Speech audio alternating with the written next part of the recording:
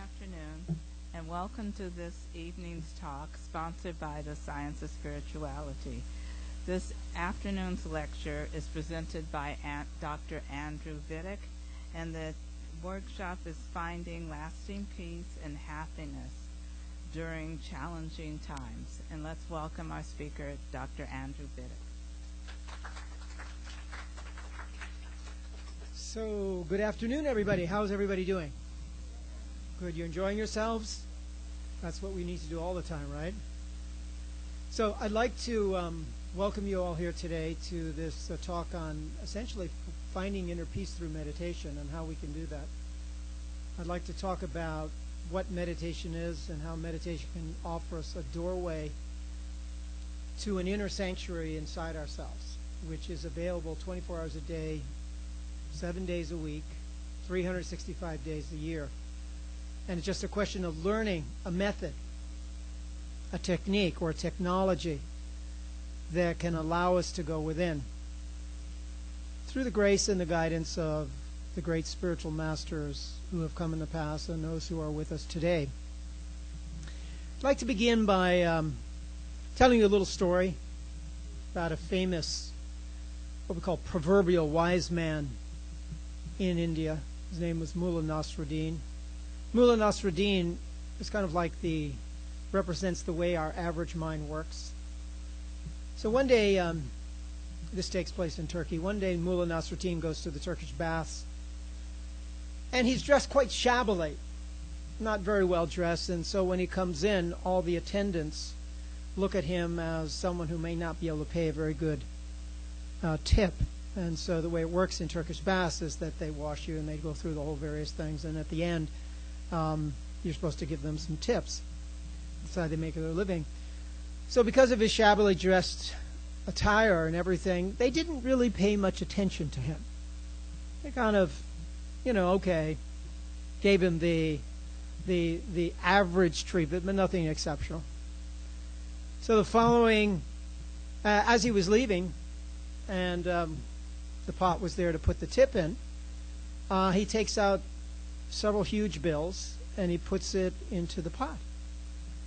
And all of the people who were on the attendance are amazed at the huge tip that he gave them, because they knew in their heart of hearts that they really didn't give him a very good service, kind of treat him in a shabby, kind of, nonchalant way.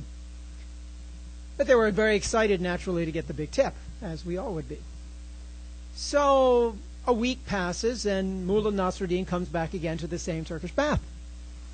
And this time, they treat him remarkably different. They remember the huge tip, and they figured, oh my God, if he gave us a huge tip and we barely did anything, imagine what he would give us if we really actually gave him some kind of special treatment.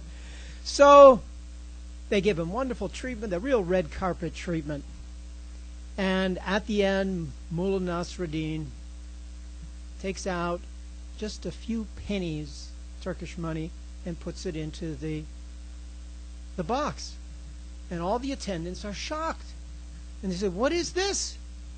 He said, this tip was for last week, and last week was for this week. So it's an interesting story, but when you look at the back of this, it's really about a very simple principle. What goes around comes around. You really can't fool anybody. We think we can fool people, right? We try our best to fool people. We try our best to get the best deal. In many ways, we manipulate others in order to satisfy our own agendas. But what's at the back of that, really, is a huge illusion. Huge, monumental. And that illusion is that we are all separate. That we are these individual bodies and these individual souls, and that we're not connected to one another. And that what I do to you won't affect me. Or what you do to me won't affect me.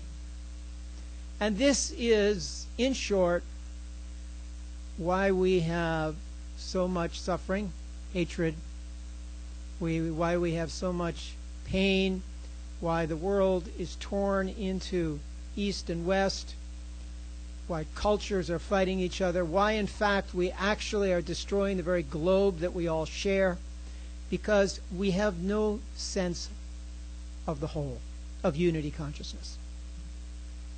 So what is unity consciousness? Unity consciousness is the reality that we're all one. It's not a wishy-washy philosophy that someone cooked up in an ivory tower. It is the nature and reality of existence.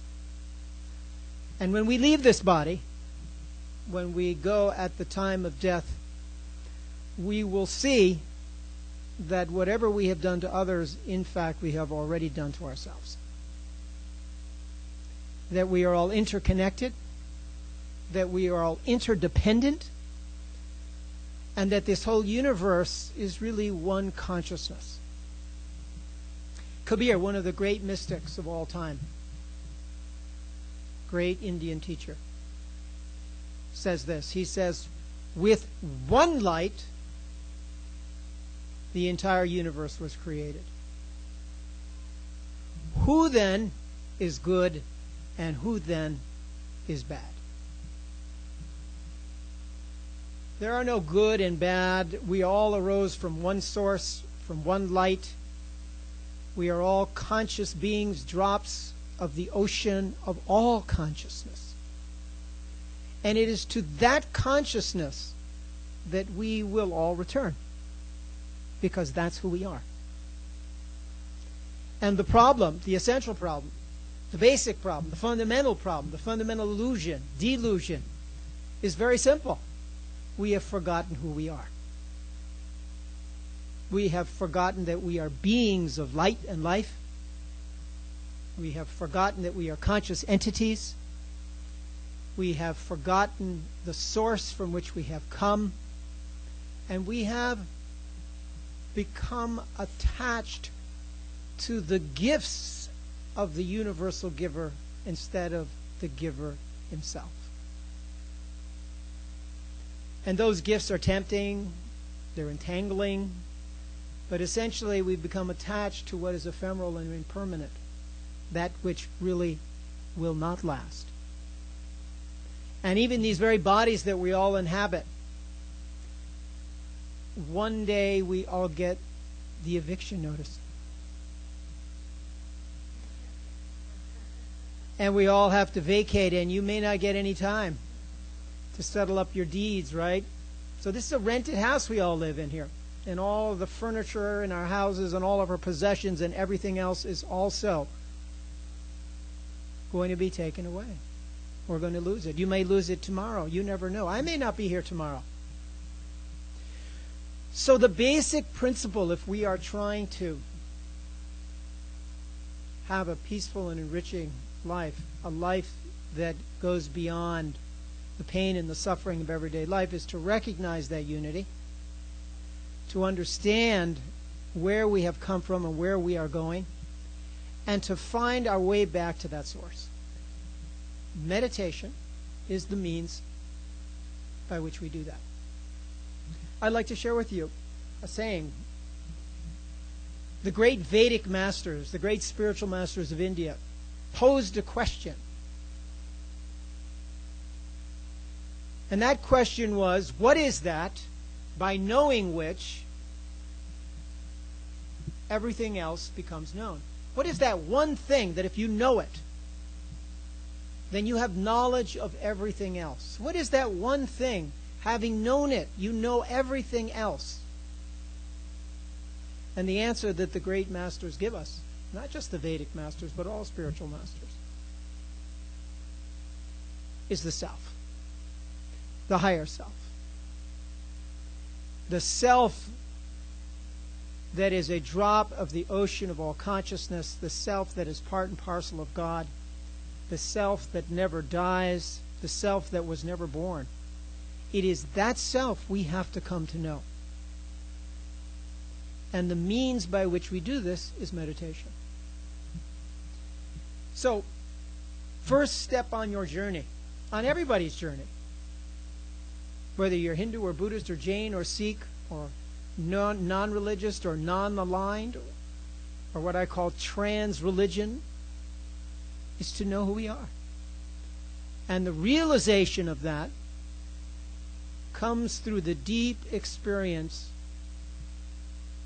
of connecting to our higher self.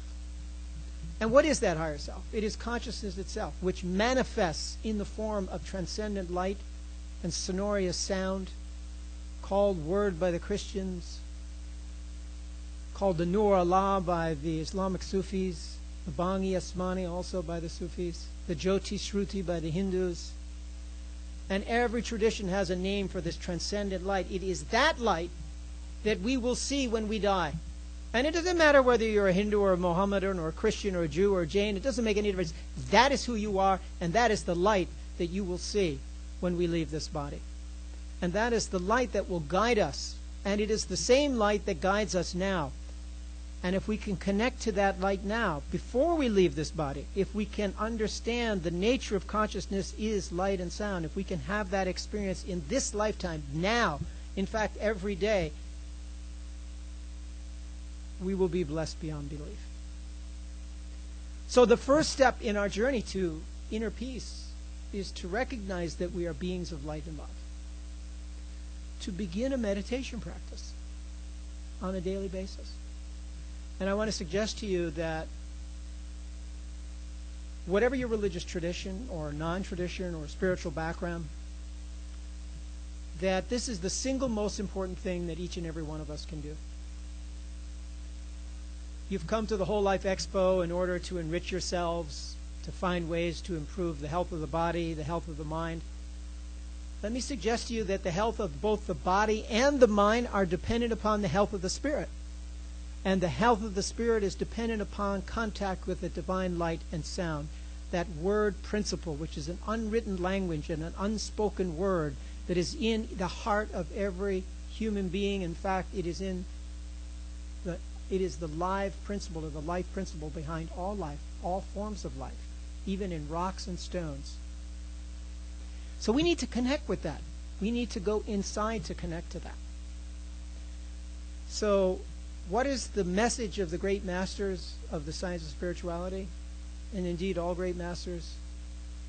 Connect to that light. Start a meditation practice today. So, the second thing that is important once we've started a meditation practice is to realize that most of our problems, I would say all of them, but we don't want to get overboard here. Most of our difficulties, most of the pain, most of the depression, the hurry and the worry, the fear, the restlessness, the anger, the doubt, the uncertainty, what the Buddhists call the 5 unskillful actions. Basically what happens on a daily basis. We're in one of those trains of thought. That unless and until we recognize that the source of our happiness and the source of our pain is due to our thinking processes, we cannot enjoy the peace and the blessings of a truly enriched and fulfilled life. When we experience joy and pain, it's back to the story of Mullah Nasruddin. What did you send out there is what's coming back. So if we think evil of others, guess what? Circulates around the universe, picks up all the evil thoughts of everybody else, and comes right back to you with a 7-fold blessing. 7 times the evil that you send out comes back to your doorstep. 1 evil thought produces 7 evil thoughts. 1 good thought produces 7 good thoughts. So you do the math, folks. You do the math. Heaven and hell is a state of consciousness here and now. There's a story in the Bhagavad Gita that says, Arjuna is asking, well, what happens to all these people at the time of death? Where do they go? How do you have time to make, arrangements for all of them? There's so many millions of souls that die every day or every week, right? And the answer, the Christian says, I don't do anything. They bring their own heaven and hell with me. I just give them a place to go.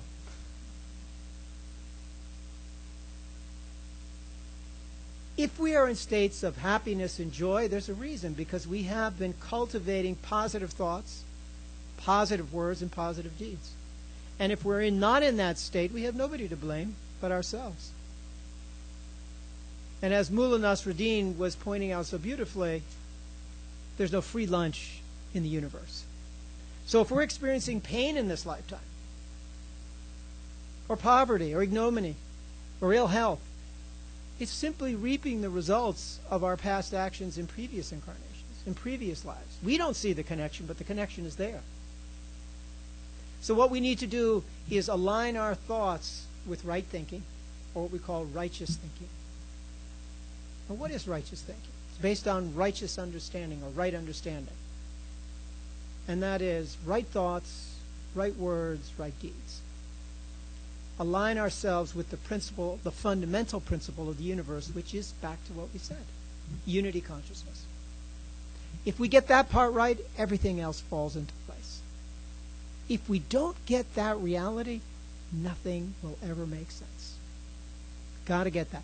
It is from that unity consciousness that compassion and forgiveness arise.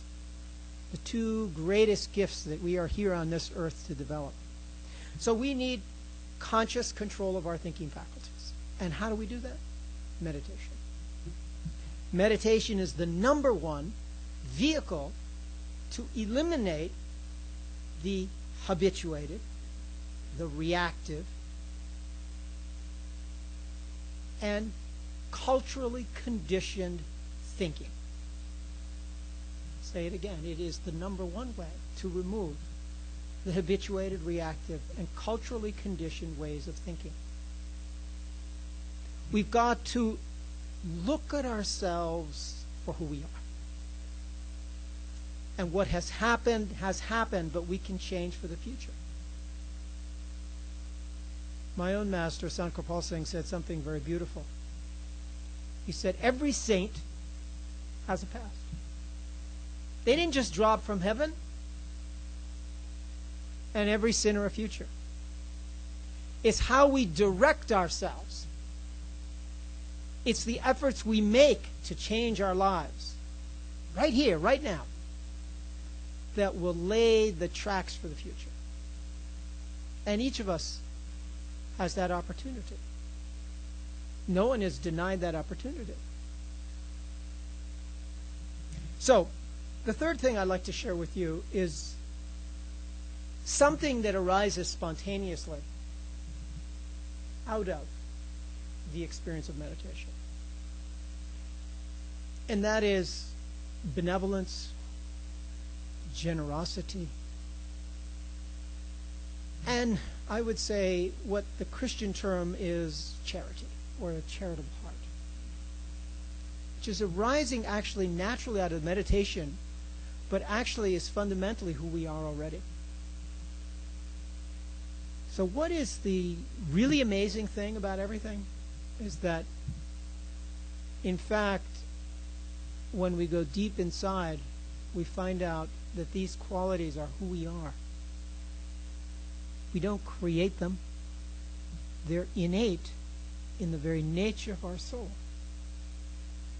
Immortality, connectedness, love, compassion, these are the attributes of our own soul. Through countless eons of attachments and countless eons of bad thinking, we have identified with the shadow side of ourselves. We've identified with the depression. We've identified with the fear. We've identified with the anger. We've identified with all of those states of what I call passing and ephemeral states. But what's the number one most important and most critical idea that we need to change about our thinking? Is our limited belief in ourselves. This is the number one thing that prevents us from changing. We don't believe we can change. That we become so identified with those characteristics, those negative characteristics, that when people tell you, great is the soul, great is the possibilities inherent in every soul, that each one of us is really a micro-God, that we have such vast human potential, that people have a hard time believing. That we are all micro-gods. One of the things that impressed me most about our masters, and we'll talk a little bit about the role of a master at the very end here, is that they never talk about people going to hell, because people who come to an authentic saint don't go to hell. Because their thinking has changed. Their ways of life has changed. They begin to realize that nothing is impossible. My own great spiritual master, Sankar Singh, used to say, the word impossible is found in the dictionary of fools. So we have tremendous capacity, human capacity, for love and for compassion and for forgiveness. And it is that capacity that meditation develops. It is that capacity because it relinks us with our own higher self within. So, there's a saying that we in spirituality, and you could say it in many different ways. Essentially, it's the golden rule. Wish for others what you would wish for yourselves. Do unto others what you would have them do unto you, right? Or do not do unto others what you would not have them do unto you, right? And all of that is based on this fundamental principle of unity. That whatever we send out there is going to come back to us. So if we want peace in this lifetime, we need to bring peace to others. If we want joy in this lifetime, we need to bring joy to others. If we want happiness in this lifetime, we need to be a vehicle for happiness for others. If we want forgiveness, we must forgive. If we want to be consoled, we must console. If we want to be understood, we must seek to first understand. These are the fundamental, eternal, everlasting principles of the universe. The masters didn't make them up. They're there, and each and every one of us will discover those principles sooner or later. If we begin the spiritual journey through the process of meditation, you will understand those principles ASAP.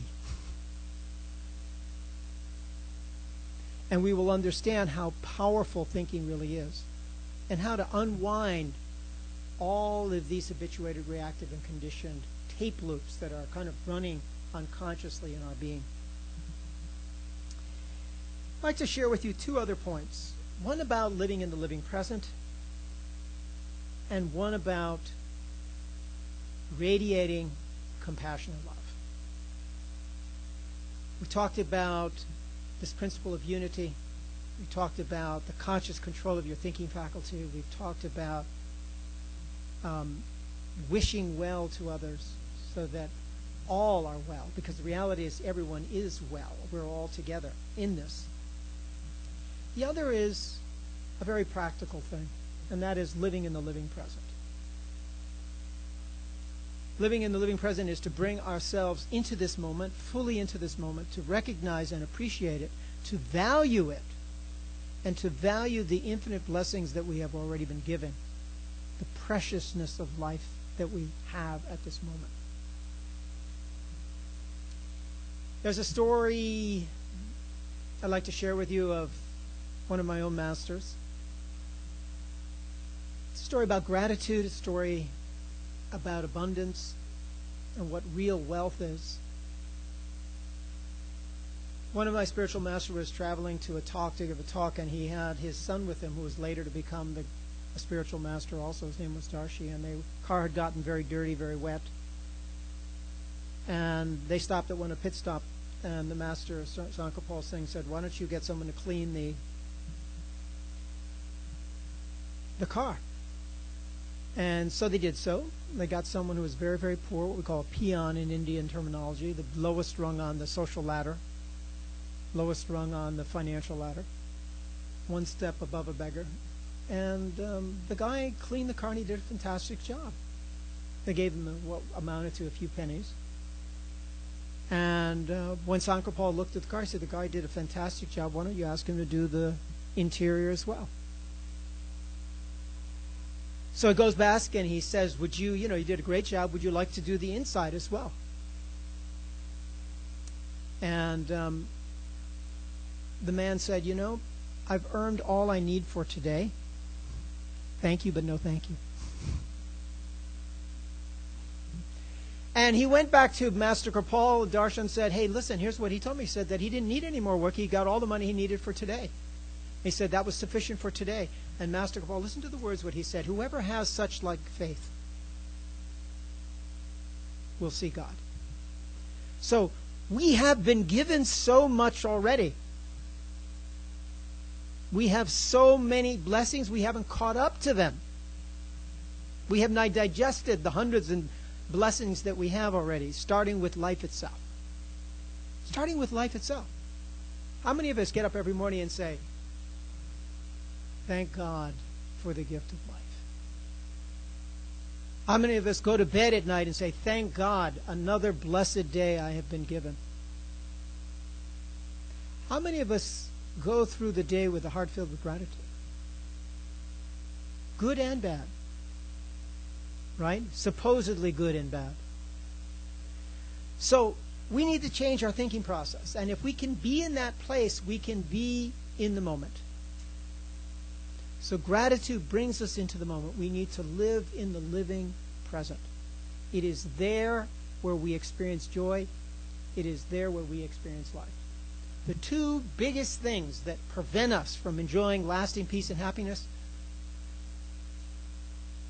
thoughts or regrets of the past, and fear of the future, anxiety over the future. You cannot believe how much time we waste every day on this. Lastly, I'd like to share with you a little story about the importance of a spiritual master, because all of this is possible through the power of a living saint. You may be looking for a teacher. I don't know. Maybe you're not looking for a teacher. Maybe you just want to experiment and start a meditation practice. But I want to share with you the reality that all the great masters in all traditions have talked about, and that is the importance of guidance, the importance and the power of guidance, the importance of a teacher who can give us a direct connection with that inner self, with that higher self, who can guide us on the way back. This is not a path for loners.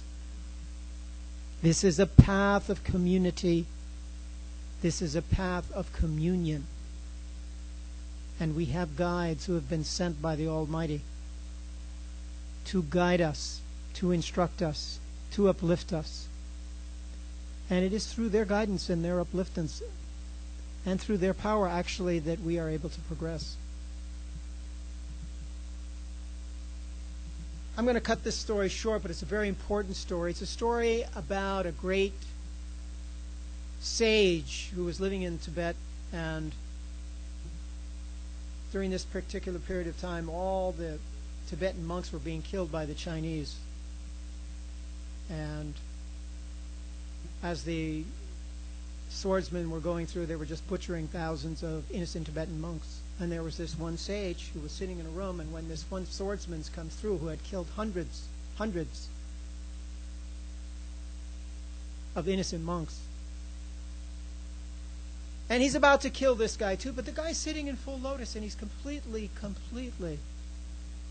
relaxed. He's at peace. He's radiating compassion. He's radiating joy. He's radiating happiness. And he's standing there, and the guy comes up to him with his sword still dripping with blood and is about to cut his head off, as he had done hundreds of other people. And he stops, and he can't do it. There was a power.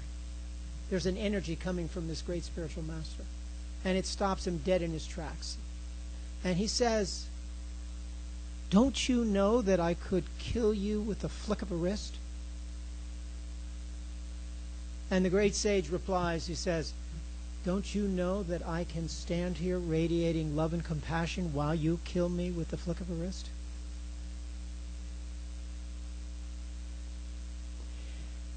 And all of a sudden he has an epiphany. He has a moment of awakening, a moment of enlightenment, a moment of unity consciousness. We all get those moments. We've all had those moments. You're walking down the streets and you recognize, hey, we're all one family. And at that moment, he recognizes the greatness of this sage. He is feeling the oneness. He is feeling the love. He is feeling the energy from this great being. And what does he do? He bows down spontaneously to the feet of this great sage, and he says, "Teach me what heaven and hell is." One minute he was going to kill him. Now he's his disciple, and he's asking him, "Teach me the truth. Teach me the reality." And what does the teacher say? He says, "I'll tell you what heaven and hell is. Hell was when you came in here having killed hundreds of people without a moment of remorse, having destroyed innocent life, being filled with ego. That's hell. Sense of total disconnection to the universe and others. That's hell. And what is heaven? Heaven is when you bow down here and you recognize that the light and the energy and the love that was coming from me was also in you. And it awakened in you the compassion and the forgiveness, and a moment of truth occurred to you. That is heaven, and that's why we are here. So that is the power of the masters. That is their power to directly connect you to that force and that energy. So I encourage all of you, thank you, to seek out the source that is within you. Seek out the guides, the great spiritual teachers of this world today, and get connected. I'd like to lead you in a short meditation, which is the gift of our spiritual masters. And this is hopefully a practice you can take with you wherever you go. You never come back again, at least you have this sacred practice, which is the gift of our great spiritual masters. So what I'd like to do is just give you a very short introduction to the process, and then afterwards we can talk more outside about getting in contact with our organization and hearing more about our spiritual guides and so on and so forth. So here's what you can do. First of all, just get yourself in a comfortable position, which you can sit for about 4 or 5 or 6 minutes. When you're really comfortable, get your back nice and straight. Uncross your legs. When you're very comfortable, just close your eyes very gently as if you're going to sleep.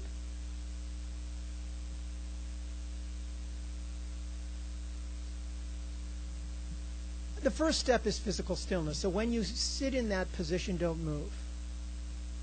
The second step is mental stillness. I want you to close your eyes, look into the middle of whatever you see directly in front of you, between your two eyes.